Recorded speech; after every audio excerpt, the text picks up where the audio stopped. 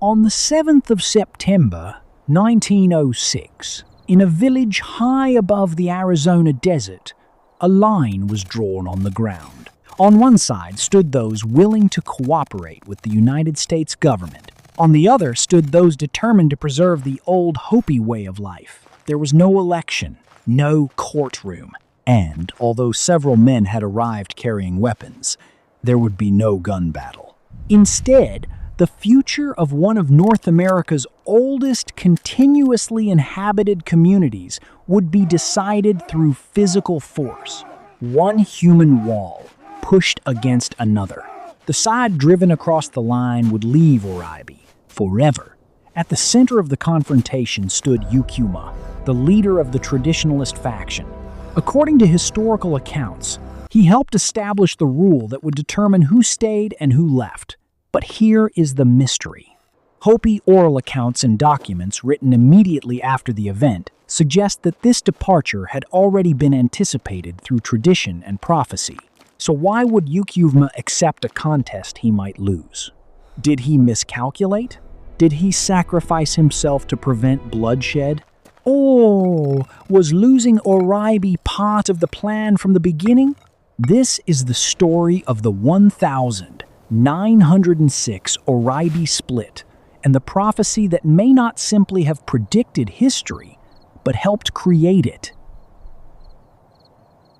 Oraibi, also written as Oraibi, is located on Third Mesa in what is now northeastern Arizona. Archaeological evidence suggests that people have lived at the site since at least the 12th century, and possibly earlier. It is often described as one of the oldest continuously inhabited communities in the territory of the modern United States. By the 19th century, Oraibi was not merely an old village. It was one of the largest and most politically influential Hopi communities. Its houses, fields, clans, ceremonial societies, and religious offices represented generations of accumulated authority. This was not an abandoned ruin waiting to be discovered. It was, and remains, a living indigenous community. As an Asian channel looking outward at world history, we should pause here. Outsiders often describe ancient indigenous communities in one of two ways. They either reduce them to victims with no political agency, or romanticize them as mysterious people guided only by supernatural beliefs. The Oraibi split fits neither version. The people involved understood politics, land, power, diplomacy, and historical memory. They were also living under intense pressure from an expanding colonial government. By the late 19th century, the United States was attempting to transform Hopi society. Federal officials promoted individual land allotment, Christian missionary activity, compulsory schooling, and other policies designed to replace Hopi institutions with American ones. Education became one of the greatest points of conflict. Government officials did not regard schooling merely as a way to teach children reading or arithmetic.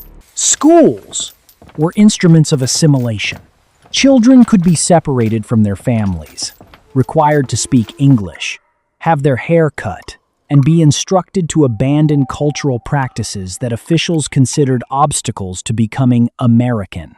Inside Oraibi, different leaders developed different responses. American officials called one faction the Friendlies. They were associated with Tawaquaptewa and were more willing to cooperate with federal authorities, participate in government programs, and send children to school. Officials called the opposing faction the Hostiles. This group defended traditional authority and resisted government interference. Its important leaders included Loma Hongyoma and eventually Yukiwoma. But these labels were created by the colonial administration. Friendly generally meant friendly toward government policy. Hostile could mean nothing more than refusing to surrender children, land, or political authority. The division was therefore more complicated than modern versus traditional.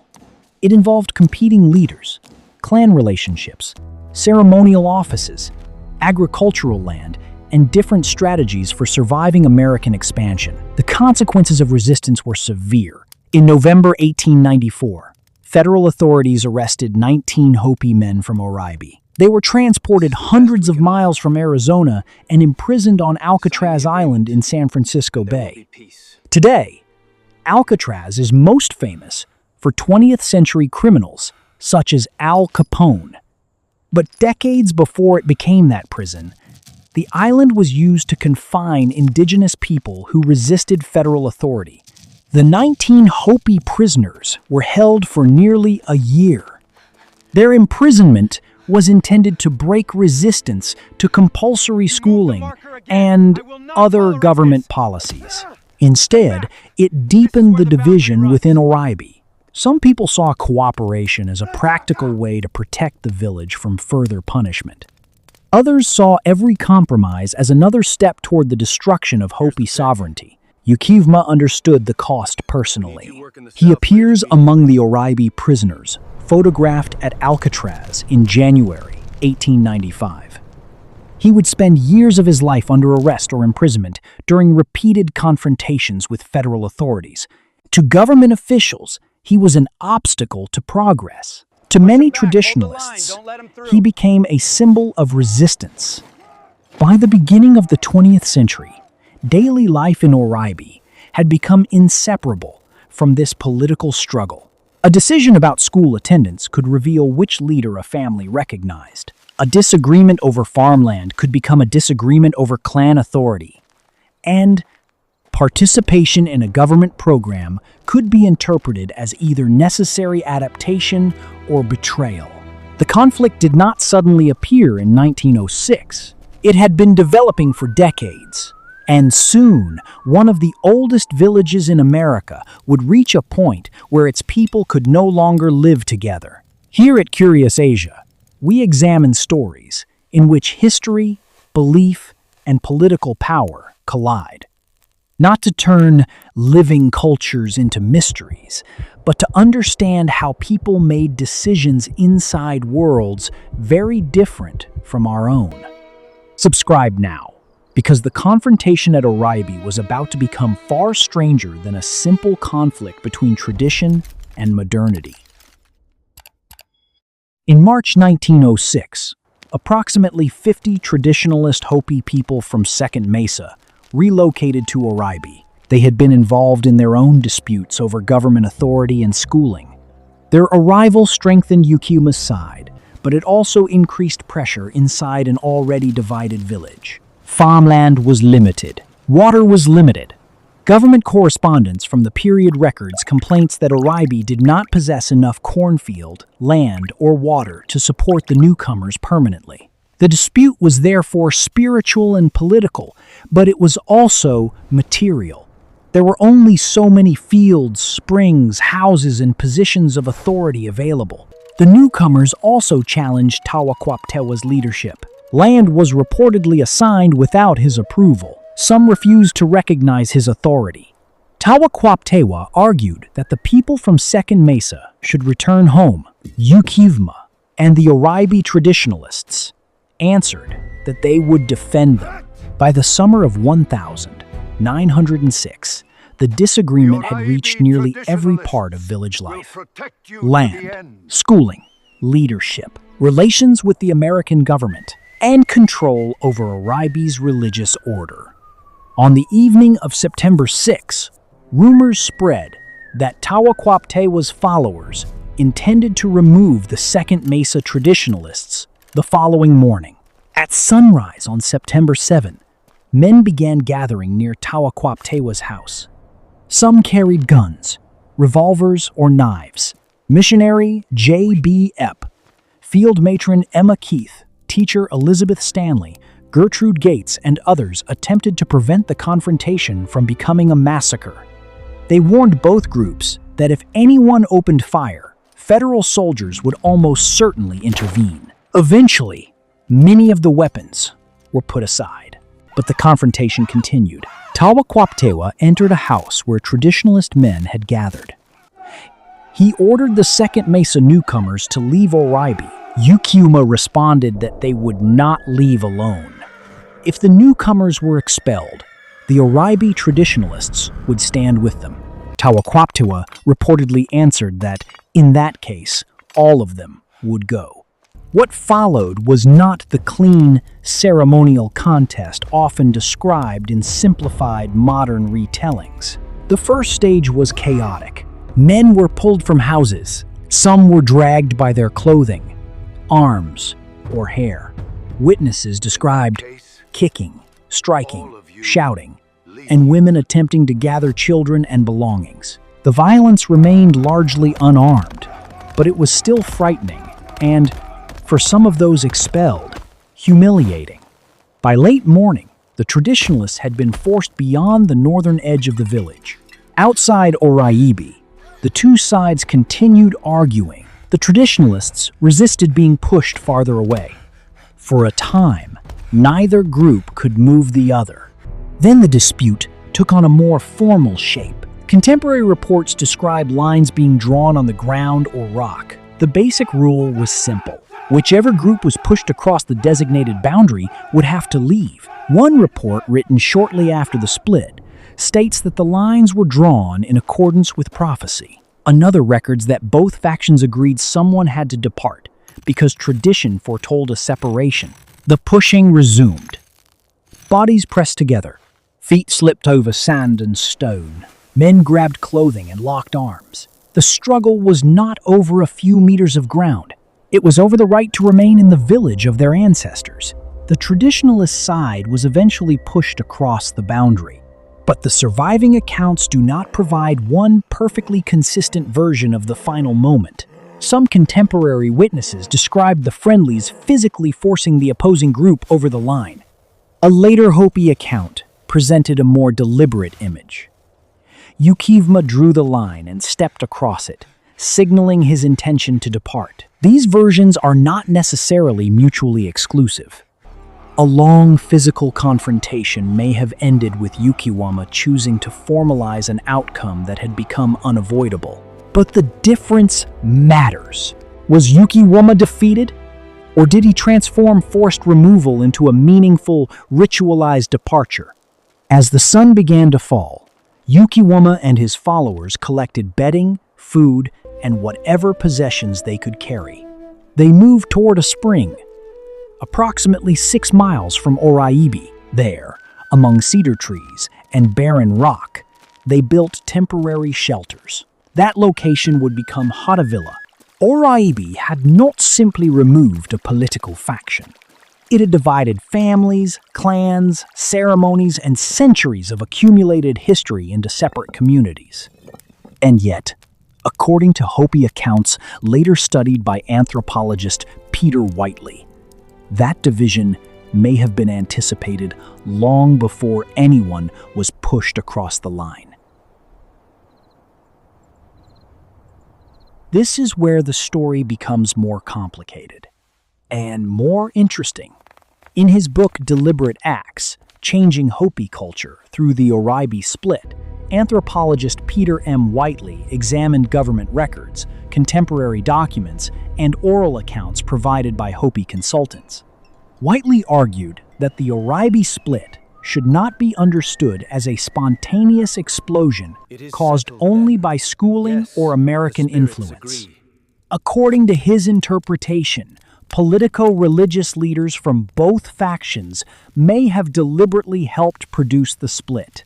Their objective was not simply to remove political opponents. It was to overturn an Oraibi religious and political order that some people believed had become corrupt. The University of Arizona Press summarizes Whiteley's thesis as a coordinated action among leaders from both the friendly and hostile factions, a revolution carried out from inside Hopi society itself. Whiteley connected this interpretation to the Hopi concept of Navodi. Navodi should not be translated too casually as prophecy. It refers to a larger system of specialized knowledge that can include philosophy, theology, historical interpretation, and models for understanding both past and future events. In other words, it was not simply fortune-telling.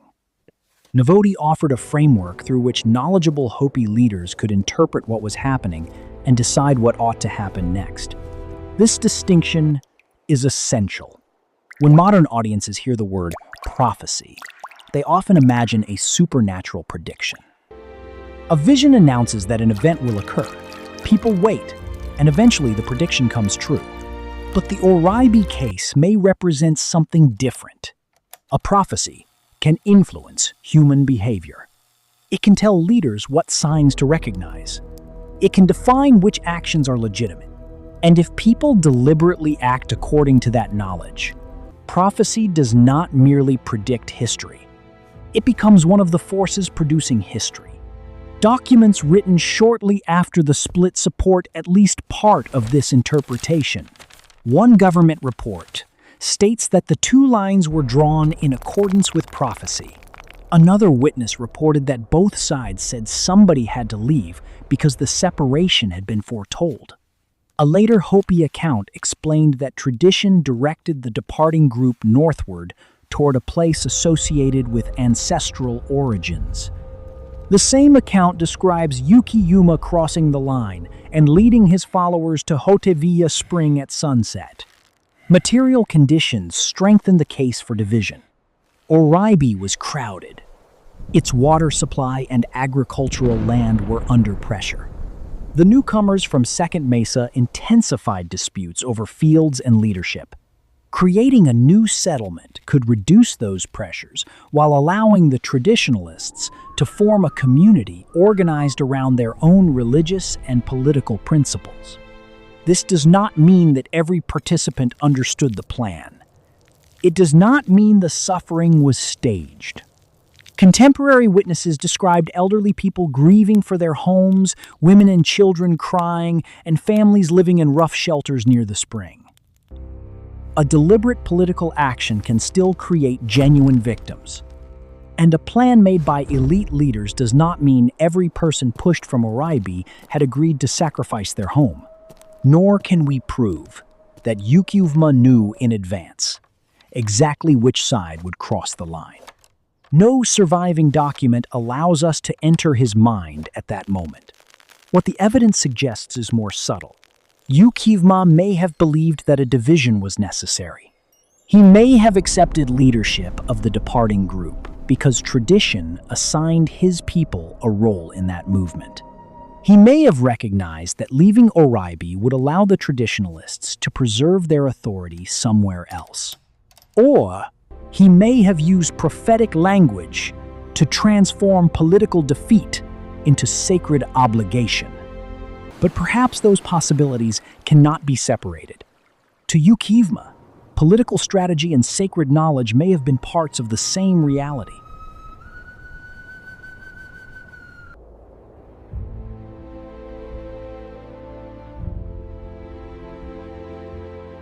Hoteviya was not constructed in a single night. The expelled families first camped near the spring, building rough shelters from brush, timber, and available materials. The nights were cold. Some residents were elderly. Witnesses reported fear, grief, and homesickness. Many still hoped they might be allowed to return to Oraibi. The United States government soon intervened again. Traditionalist leaders were arrested. Children remained at the center of disputes over compulsory education.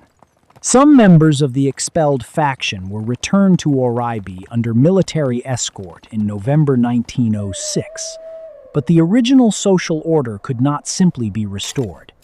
The split had permanently altered the political landscape of Third Mesa. Hoteviya developed into a major center of Hopi traditionalist resistance. Yukivma continued opposing compulsory schooling and federal interference. His resistance did not end when he crossed the line at Oraibi. Records indicate that he endured repeated imprisonment, yet remained committed to Hopi political and cultural independence until late in his life. Oraibi itself continued to divide. In 1909, another group separated from people associated with both Oraibi and Hoteviya. They founded the village now known as Bakavi. Whiteley's research argues that Bakavi was not merely a smaller copy of Oraibi. Its people used the aftermath of the split to construct a new social and political order. The division of 1906 therefore did not produce only two communities. It began a longer process in which Hopi people reorganized leadership, clan relationships, and religious authority across several villages. That creates another question. If influential leaders deliberately use tradition to organize the departure, should we call the result a fulfilled prophecy? Or was prophecy the political language that made a dangerous social reorganization possible? This question is not unique to the Hopi. Across Asia, Europe, Africa, and the Americas, leaders have used sacred histories, ancestral mandates, and visions of destiny to justify political decisions. But using religious language does not automatically mean those leaders were lying. People can sincerely believe in a prophecy and strategically act through it at the same time.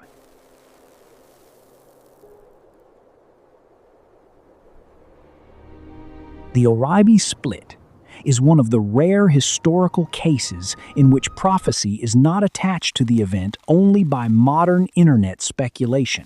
Documents written shortly after the confrontation explicitly record that prophecy and tradition influenced the decision that one group had to leave. Later Hopi accounts gave that departure a deeper historical and religious meaning. And Peter Whiteley's research argued that Hopi leaders themselves deliberately shaped the split through their own systems of knowledge. That does not prove anything supernatural. It proves something more historically important. Belief had consequences. Navoti provided a way to interpret crisis, authorize action, and transform the destruction of one political order into the creation of another. From an outside perspective, it is tempting to choose a simple answer. Either Yukuma truly believed the prophecy, or he used it as an excuse after losing. But that choice may say more about modern thinking than it does about Yukuma. For him, preserving tradition, fulfilling ancestral responsibility, resisting American authority, and making a political decision may not have been separate acts. They may have been the same act. So when Yukivma crossed that line, was he accepting defeat? Was he sacrificing Oraibi to save his people's traditions? Or was he completing a plan that only a small number of leaders fully understood? More than a century later, the line itself is gone. But the villages created by that decision remain. And so does the question. Did Yukivma believe the prophecy predicted his defeat? Or did he realize that leaving Oraibi was the only way to make the prophecy come true? If you believe history becomes more interesting when we examine both documented evidence and the worldview of the people who lived it, subscribe to Curious Asia.